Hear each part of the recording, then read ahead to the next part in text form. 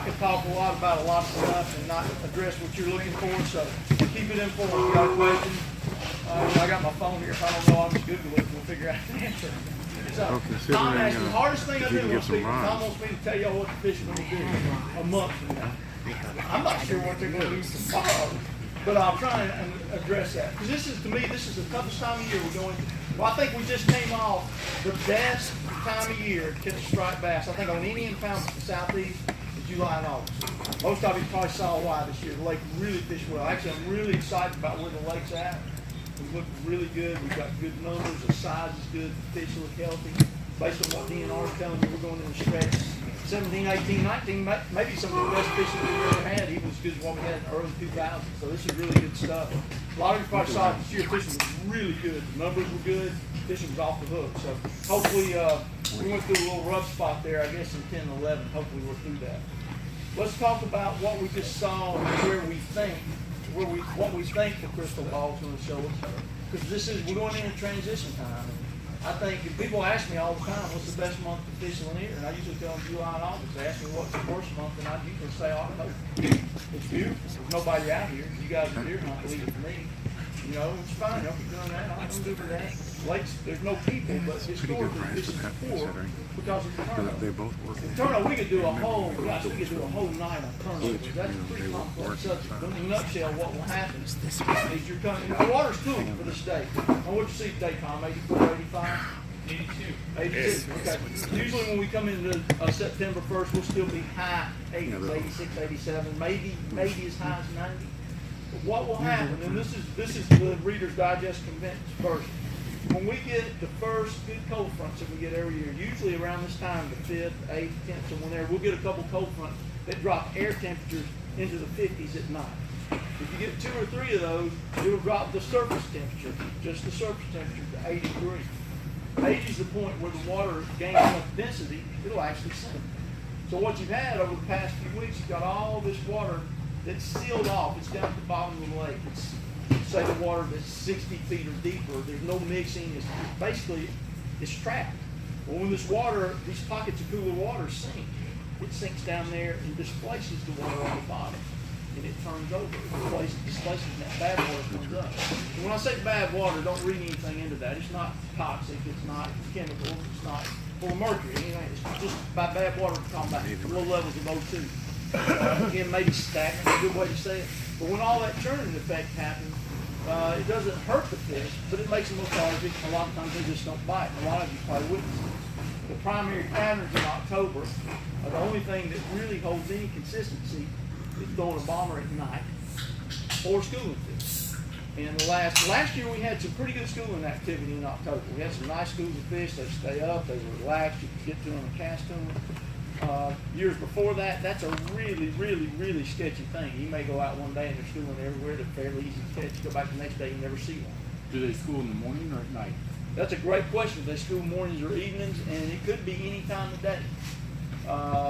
A lot of times I feel like it might be better either early or in the afternoon. All afternoon or first light. But that's real sketchy. That's very this year. The last year's activity was not necessarily a good indicator of what's going to happen. So weather can influence it, of course. So that's great fun when it happens, but it's hard to depend on. Now, hopefully, I think a lot of times schooling fish, the activity is spurred by density. We've got more fish than we've had in a long time. So when you get more fish, it spurs competition and creates more of a frenzy, if you will. And when you don't have the numbers, you don't get as much of that. So hopefully, because our population is really good, what we saw last year, we'll see again this year. And I think smaller fish are more prone to school. Smaller being under 10 pounds, and we've got a lot of those. All the fish that were stocked in 2013, which has really buoyed our whole population. That's, you've noticed it, you know, they're about that big. Catch them all day long, they're great. Next year we'll have a ton of 10 pounders as a result of that stocking class. That year they stocked 675,000 fish. That's double what we normally get. We have really good survival rates. So that's what you're seeing now. But going back to that schooling thing, it's great when it happens. You may or may not count it. How many are you fishing a bomber at night? That kind of got lost. That's a really, it's not going to help you much because it doesn't help you tournament fishing. If you just want to have fun, it's again, I think the most consistent pattern, and because of the numbers of fish we got, I think quite a bit of it last year. It's a lot of fun. And it's just you're taking a 16A bomber, go to a place you can fish points. What I really like are where you've got maybe 2 islands, and you've got a sand saddle between them where it's 3 or 4 or 5 feet deep. They'll get all over that stuff. You get really, really shallow. It'll usually start as soon as the sun touches the trees. It won't work during the day if you're wasting your time. You're just going to get a sore shoulder. As soon as the sun goes down, and I think what happens, the activity largely, you can catch them all night long, but I think the best bites from dark till about 10. And I think because of the turnover conditions and the water quality, they're real lethargic. They don't do much during the day, and they won't get in that shallow water during the day. So as soon as the sun comes down, they all flood the banks. And they're up, when they go there, they're there to eat. I'm convinced that fish is roaming that sand. He's up there. He's not sitting there. He's not hanging out. He's looking for something to eat. And showing the bomber bill applies. A bomber's, I think, the best plugs. There's other plugs that'll work. A lot of big swim baits will work. Top waters, I don't think work as well. I think a bomber works well. It's subsurface. If any of you aren't familiar with it, just big diving plug. It stays. You can't make it go deep, but you can't make it stay on top. It's got a little lip on it. You might get 3 or 4 feet out of one, but it's subsurface, and I think it displaces a lot of water. That's why it works well at night. If you were to see what these fish are doing, if you get on one of these sandbars, or maybe sooner or later you get a plug home, and go up there and get it, put a spotlight on it, you'll see big gizzard shad running around on the sand. Pretty good sized gizzards. That plug matches up size-wise with the gizzards as well or better than that. Not limited to, but that plug's going to be hard to do. Throw it on fairly light tackle because you're fishing pretty much clean bottom. It's great too. You throw your plug up there and they'll eat it 2 or 3 feet. It's a lot of fun. If you're not doing that, try it. It's really good pattern. It's fairly consistent. It may start as early as right now. I'm calling the water temperature is as 80, 82. Usually they're smaller fish. The big ones won't get in that. It will peak. Again, I'm gonna tell you, I'm keep going. Y'all keep reminding me how old I am. But you used to remember, you could go out in the lake in October, and when the World Series were on, that's when that bite peaked out. You could hear radios all over the lake. That's back when the Braves were actually in the series, or we were thinking they would get there and they're the playoffs. But it peaks out probably the 1st or 2nd week in October. As you get past that, you go in the winter, you'll catch bigger. The colder it gets, the numbers go down, fish get bigger. See, I've been fishing here so long, a lot of you don't remember this. When we first got stripers, we knew so little about them. Might still not know. We know more than we did now anyway. We used to purposely pick the most inclement, miserable night we could find. He's laughing when we've done it. And we'd go out there and just absolutely suffer, and maybe we got a bite. And this goes back in the 80s. We didn't have, you'll see, a lot of you haven't been fishing like that. We got a lot of fish now. Back then, if you caught, it was like deer hunting. If you caught one, it was a good trip. If you caught 3, you could almost get your name on it. But the fish were big. We caught a lot of really big fish. And we stood out there all night throwing plugs. I don't know how I got caught in there. But we thought it was fun on top of that. I mean, we looked for nights where it was raining, it was windy. If it was snowing, that was a weekend. I don't know who snookers in that. Those were optimal conditions. Thank God I started fishing the fall and summer to figure out you can catch one in your short britches with glassy teeth. But you can do that all winter. You'll catch really nice fish, but you won't get many bites. So if it peaks out, you'll have your greatest numbers doing that in October, and it'll start winding down when you get into October, early November.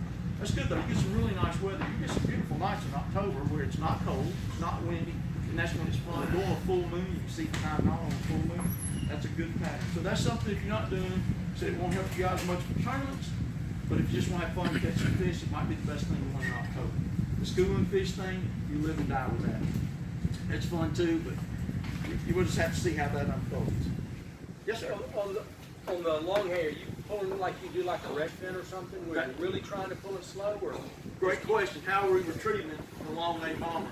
And I don't worry about, don't try and keep it on top. It just will stay up there. So just a slow, steady retrieve. You get a lot of bites on the start stop, like a bass fish would do. Throw it, crank it a little bit, let it rest, crank it. But for the most part, I just throw it and reel it. I don't turn it, and I don't go out of my way to go slow. Just where it's making that nice big wobble, I think that's when it's best. It's displacing that water. 16-pound test, Mack, or what do you recommend? That's good, somewhere in that neighborhood, yeah. You don't need to go much heavier, you can. It's at night, you can use well rope, they'll bite it, they don't care. But I'm usually throwing a spinning rod and 14, 17, somewhere right in there. Right, you do points and humps? Points and humps? Points or humps, but I really like sand satin. I like sand, because I'm convinced that's where those gizzards go. And there's all kind of places around the lake. Of course, it changes with lake levels, but if you can find those saddles where you got an island, there's a sandbar between them. Those places are a gold mine. Preferably one that's underwater, where I think the fish can cross over. That doesn't have to be. That's the optimal situation where you got a sandbar or sand saddle between two islands. It's 3 to 5 feet deep on top of it. If it's shallower, they may get it. But a point, a nice long flat point might work. Just a beach, a bank. But sand seems to help a lot. So they're usually, it's a really quick pattern. You pull up there and they're there because they're easy. First 3 or 4 casts usually catch 2. And a lot of times, it's like fishing a redfin during the day. A lot of times you catch 2 or 3 and I'll leave. You go to another, you catch 1. But come back to that place an hour later and you catch another one. Sometimes you get on a place, particularly the bigger areas, you can just sit there and just catch one every 10 minutes. You can catch them with bait. Nobody does. Well, this is how they do it in Hartwell. You know, that lake's so different than this lake, the way those guys fish, given that they're only 70 miles apart. The transfer of information is definitely there. You go up there, I've talked to the dealers, they can't give a bomber away. They can't give a redfin away. Nobody uses it. Only people that I know that use bombers up there, they'll go up to one of these sand saddles, throw the bomber, if they catch one, they run the boat up on the beach, turn around and throw cut bait out kind of boat. There's nothing wrong with that, it works. The bomber is just, it's just a way to find the fish. So if you want to do that, if you've got a place where you feel like they're pretty thick, you can beach your boat or anchor it up, whatever you want to do, throw cut bait out, fan cast with cut bait, you catch a lot of fish. That's a very underutilized technique here this time of year and the whole rest of the year for that. Would the cut bait be shad? It could be shad, it could be herring. Okay. Might be chicken liver, really. Hot dogs. Ballpark Franks is what that is. With cheese, you gotta have cheese. So, okay, so and I'm gonna back up a little bit. That's a really good October pattern. We got to get to October. Right now, I don't think you need to do anything different than what you've been doing the last 3 or 4 weeks. Fishing, I don't think, is as good as it was. Going back, I mean, catching is still good. We got spoils. People run up some really big numbers this summer. You know, you guys got getting to double digits regularly. You talk guys catch 25, 30 fish. It's fabulous. That's a little bit harder to do now. I see you shaking your head. You're still seeing them. A little bit harder to fool him, isn't it? They're not biting. 4 or 5 weeks ago, you saw a big walleye on your graph. You drop a spoon, he would eat it. You couldn't keep it from him. Now you can reel a spoon all through them. They have the willpower to say no for some reason now. And you're seeing the problems you're having with live bait. Live bait's tough. It's not the bait. We're really lucky here. We got dealers that keep excellent bait. Again, I don't think we appreciate it. You go places like Tennessee, you can't buy live bait. We have the luxury of pulling up to the tackle shop for fairly inexpensive. So you can get some nice live bait going here and fish. The problem with live bait now is the water quality. Again, when I say water quality, just oxygen levels, okay? I hope all of you looked, and I'll put it in my report, in DNR's last profile. It'll really help you see where the fish are, because there's places they can't breathe. Your bait's the same way. You put them on fish hook, you can't live long. So that pushes us a little more towards artificial, particularly from now until we make that transition into October. Because the fish are still in deep water. You still got a ton of fish out there in 30 feet. The water's really good right there.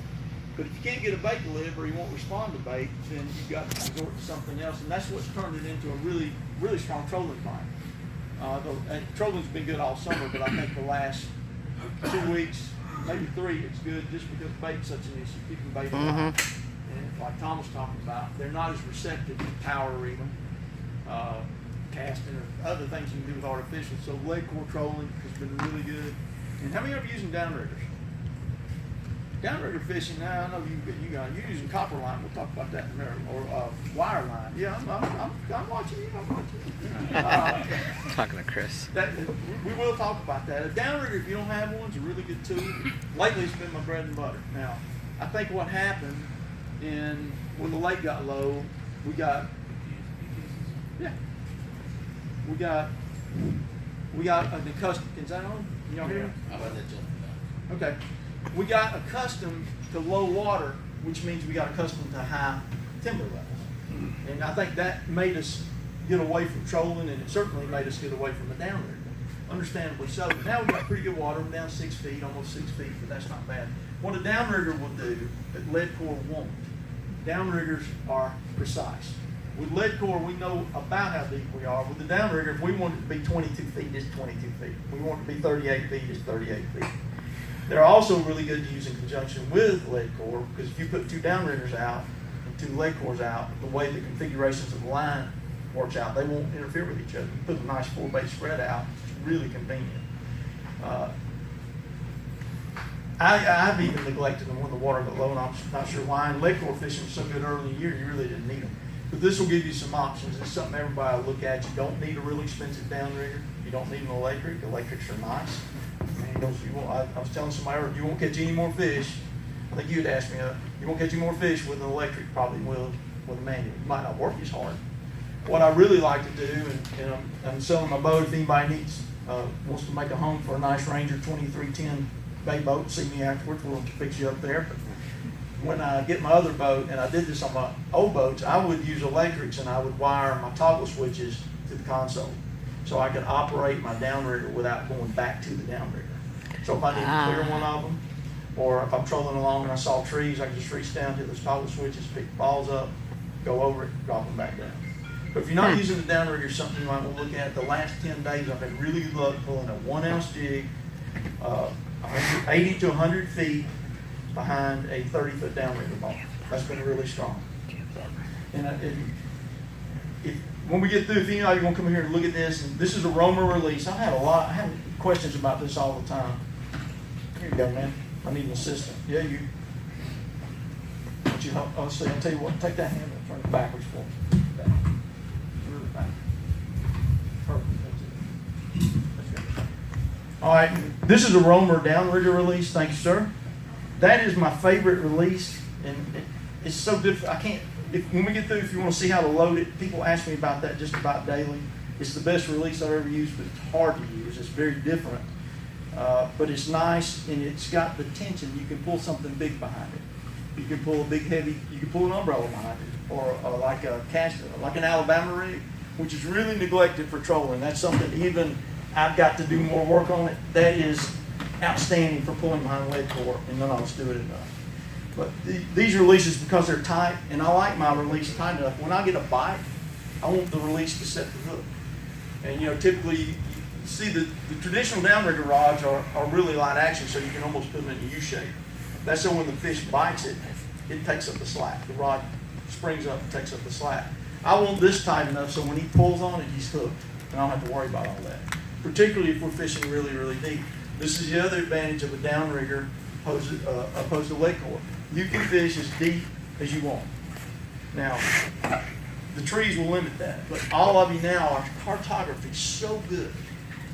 Back in the old days, I couldn't do this. You can go get in the river channel, you can drop that downrigger ball 60 feet or 80 if you want to, and you can stay in the river channel, and you can catch that same fish that you catch with live bait with a downrigger. And you gotta watch the chart, and you gotta pay attention to it, because if you get out of the river channel, you're gonna lose a couple plugs. I've never lost a downrigger ball in Lake Lanier. This thing, all of these have a drag like a fishing reel. When it gets hung up, it'll just spin backwards. If you'll go get back on top of the downrigger ball, it's just like the Parker's thing. You start getting it slack, it doesn't have a hook on it. It'll come out. If you use a 10-pound ball, a lot of times it'll crush the tree. The trees are so brittle. And that's a question I get too often. What size ball I like a 10? Reason being, it will crush through tree tops. More importantly, it's straight down. If you've got a 6 or an 8 when you're fishing, this is, say the boat's going this way, that's our bow, this is a stern, downriggers, lines back here, downriggers right here. You got a 6-pound ball, it'll pick up in the water, and you lose that accuracy I just talked about. If you're getting it to set back, if the angle on your cable is 20 to 40 degrees, you're not 22 feet, you're 18 or 17. A 10 will keep it straight up and down, plus it'll allow you to pull pretty fast. By fast, I mean 3 or 4 miles an hour. That's not my preferred trolling speed, but a lot of times I troll that fast until I see fish on the sonar, and then I back down. Then I'm looking at 4, and then when I go to fishing, I'm going to more than 2.5. And one more plug I want to talk about. Tom, watch the time for me too. I don't want to get into everybody's chicken time. No, I'm good. I'll talk as long as y'all want me to, but you get a hungry mob. I know how that works. So if we need to eat, you tell me. A Cisco kit. How many of you are familiar with the Cisco kit? Really good plug. We all got afraid of it when the water went down because it's an expensive plug. And when the water was down, we were hanging them up all the time. It was really hard to troll it. At that point, too, when you looked at 07, 08, cartography wasn't good. A lot of us said we didn't have the charts we have now. Our charts are so good now that you can stay in areas, you can really highlight the deep areas and stay in them. I use a Lake Master chart, which makes that remarkably easy. You can highlight whatever depth you want. You can get 80 to 90 or whatever. That makes that easy, but that's something you might play around with. Now the key to a Cisco, it's got to have low light conditions, which is either dusk, dawn, all night, or deep. Deep does the same thing as cloud cover, or it's dark down there all the time. We were talking about earlier, I catch a lot of fish, and I don't do this much. I used to pull a Cisco on my downriggers deep as 60 or 80 feet. I'm talking about the downrigger ball 60 or 80 feet. That seems shocking to you, but how many of you have sat out there in the river channel grounding herring 80, 90, 100 feet? Caught some big fish doing that, right? If the fish are scattered out, dragging that will show your bait to more fish than live bait fishing. And you can't get deep enough with lead. You can get deeper with lead core, you can go with heavier weight, but you lose the precision. This way, you can pull it up right behind the boat. You don't have to put it far behind the ball. The configuration I mentioned earlier, 100 feet behind the ball, you can fish the bait 20 feet behind the ball. So that really gives you a lot of control. It allows you to twist and turn. So something you might want to try, a Cisco at night, or if you guys, when you're tournament fishing, that's plugged particularly this time of year, or let's say from June till we really get into turnover, early October. If you have the patience to pull it, you might be surprised how big fish you catch. It looks big, but we've all learned big's a relative term because you've all caught little fish with Parker Magnum string, right? Caught a bass one the other day that's 14 inches long. So Cisco's about the same size, and it's just not that big. Down there, I doubt they can see it. It's a good tough plug. It's got good hardware on it, good hook. So if you hook a 38 pounder, it'll hold it. Any questions about that? That's really underutilized. We need to get back to that. If you go into Lake Hartwell, one of their favorite techniques now, those guys will use that big reels like you got over there, Buck. They'll use 20 colors of lead core, 45-pound test, and pull that big plug up and down the channel, 15, 16 colors behind the boat. Yeah. They catch some big ones. Of course, you have to catch one, you probably have to quit because your shoulder was more. I couldn't do that. The downrigger gets away from some of that and lets you control your depth, and more importantly, I think it gives you a lot more control, because the drawback with lead core, as well as it works, you got to have a football field to turn around it, because you got 300 feet of line. Literally, you're looking at the other goalpost. That's where your bait is. So this eliminates a lot of that. Yes, sir. I got a lot of luck recently with the downrigger. Mm-hmm. The way I've been doing is I've been doing 3 colors of lead core with a 20-foot leader and a 1.5 ounce jig and 30 feet down. Oh, you're putting your lead core on the Putting rigger. the lead core on. Yeah, that's a good idea. No reason you can't. I mean, that's good. That's And kind I of. figure I got 30 feet on the downrigger ball. Now I got 10, maybe 11 feet on the lead core, and maybe a foot with the 1.5 ounce chipmunk jig. Chip, of course. Yeah. Thank you. Here's the $10. I'll give you $10 later. No, that's a great idea. And that's the kind of stuff. There's no reason. That's good. I like that. Thinking outside the box does a lot. Sometimes you do something goofy. We don't share those ideas, but sometimes you hit on something good. That's a good idea. Now, another question for you. I get this question all the time. This cable will hum while you're fishing?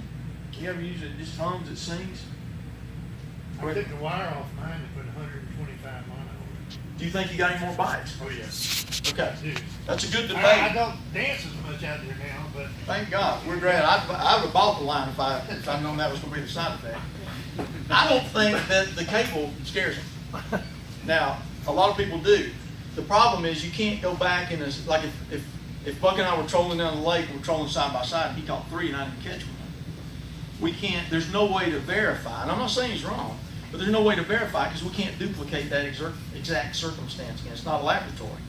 It might have been when he was fishing where a bunch more fish were miles. Or if I caught 3 and he didn't catch one, that doesn't mean that the cable attracted him. It means we don't know what it means. I've tried to be as objective about it as I can. And I've decided, Buck, for every day the cable whine scares them, that day you come see what it is. Now, there's some merit. A lot of people say, a big downrigger ball will scare them. Same thing. For every day it scares them, there's a day they'll come over there and see what that thing is. How many of you ever seen this? You put the downrigger balls down. Of course, they're close enough to the boat you can see them. You can see it really well. You got a 10-pound ball of lead. It gives you a real nice return. You have a big blob down there on your boat. How many of you, have you ever dropped the downrigger ball and turn around and looked at your graph, and there they were at the ball? I'm convinced that they'll come and see it. All of you know what drumming is.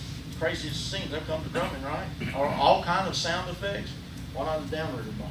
So I don't worry about that. If you want to get around it, what Buck just mentioned, if you don't want to run the downrigger ball through the fish, put your bait far enough back, or use a big enough bait, or use lead core to where your ball's here at 30, and your bait's down here at 40 or 45, and you're pulling the bait through the fish, but not the downrigger ball. But, you know, stuff to think about. The more I fish, the less I think that boats and the associated noises scare fish. I mean, I see it more and more. How many of you crank your engine up to make one bite? If you're not, you need to do that. It doesn't work every time, but sometimes it does. So I'm kind of over the thing where a downrigger has any propensity at all to scare fish. But I would love to verify what we were talking about. There's no way to do it. 'Cause, you know, there's just no way to recreate a circumstance in the lake. It can't be done with any validity. You know, a lot of the electric downriggers have what we call, the cannons have positive ion control. You know, familiar with that? It actually puts an electrical charge in the water because there's a lot of research that indicates a fish is pulled through electrical current. And it's got a little feature on it, it's adjustable. You can turn up the ion control. But if I caught 3 and turned it off and didn't catch one, then it means that it was ion control. That means I just caught 3. We don't know. So, but there is a lot of research that indicates fish are drawn to an electrical charge. All right, now I'm rambling a lot. Y'all got any questions? All right. I got one question. Sure. On your last report, you said you were pulling 80 feet behind the ball. Yeah. Okay, were you pulling, what pound test line were you using? I'm using 40-pound test. And that's a good question. And I use heavy line because I can swap that same rod and reel over to an umbrella, and I don't have to carry a whole extra set of rods. I'm pretty satisfied trolling, particularly if you get past 30 feet where you start to get low light conditions.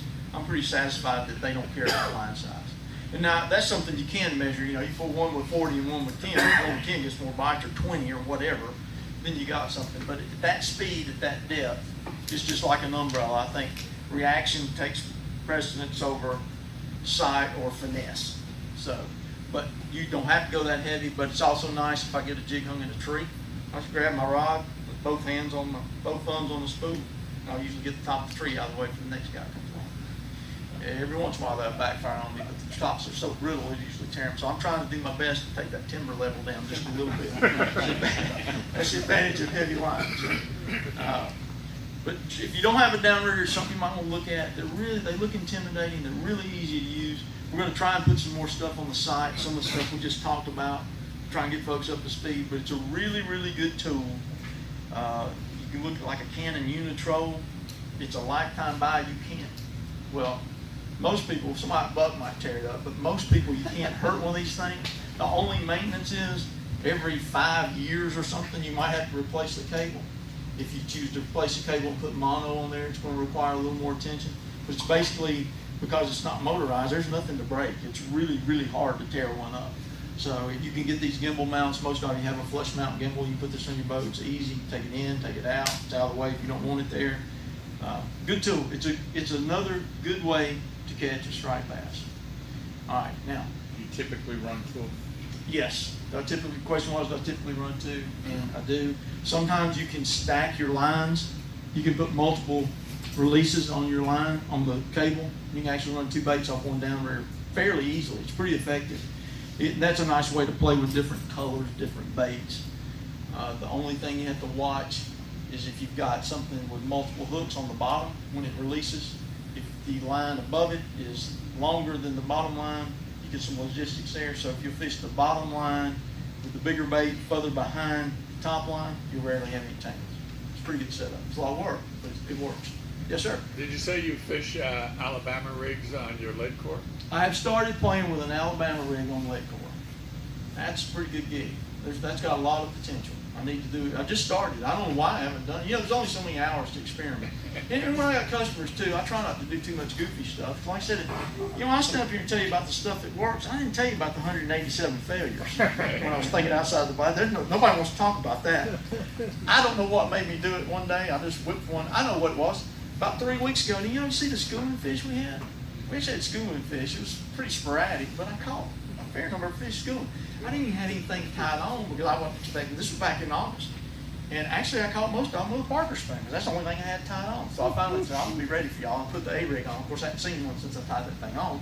But I had it looking at it there one day. I was catching some fish. So I put it on the lead core, started pulling it around. Caught it pretty good. So I'm satisfied. That's going back to the schooling fish thing, too. When we get in the fall, I'm not sure that's not the best bait ever to throw at a schooling striker. That's where it's incredibly underutilized. You know, bass guys use them, we use them some, but if you've got schoolers on top, except maybe now when it's really cold, but like in the fall when they're still pretty jacked up, I'm not sure that's not the best thing to throw out. It's awkward, it's hard to cast, but keep that in mind, it's got some merit. It's something that's just like it's an umbrella, and you get that same, it pulls that same reaction bite that you might not get with a single bait. Yep. Recognizing the numbers are so bad in October, and I don't have to put any in the boat, any tips on catching a trophy fish in October? Ooh. I would probably go up in the river. Okay. Because, you know, at that point, water coming in the river should be better quality than it's down here. I don't know if the numbers are there, but I'd probably go to Tennessee. Yeah. Maybe that time of year or something, yeah. To be honest with you, you can catch it. What you do when you do that, you spend a lot of time trying to catch a fish. Right. And if you're willing to do that, that's what I would do. I'd get the river and start the big bait thing.